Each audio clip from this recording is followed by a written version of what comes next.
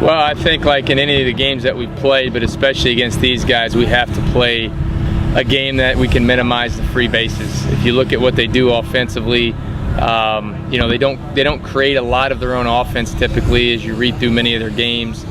A lot of what they're able to do is they capitalize on other teams' mistakes. They're very opportunistic, so I'll give them that much. You know, they'll get base runners through walks, errors, and then they'll get timely hitting.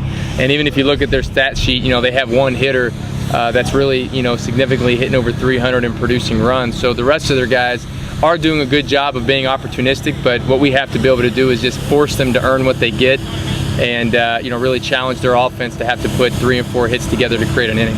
We take every game pretty seriously. I know we have to win out, or not win out, but we have to win the majority of our games to make the MAC tournament. So as a team, we're all looking at this team as any other team. We just want to win.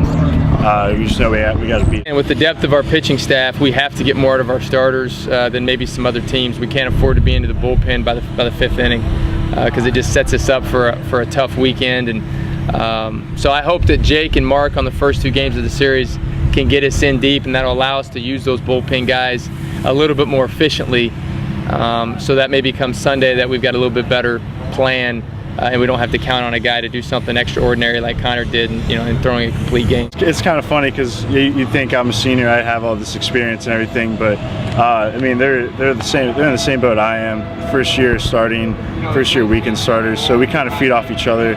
I try to be there in a more leadership role, kind of working with them and just try to build their confidence as well as mine. So we kind of feed off each other.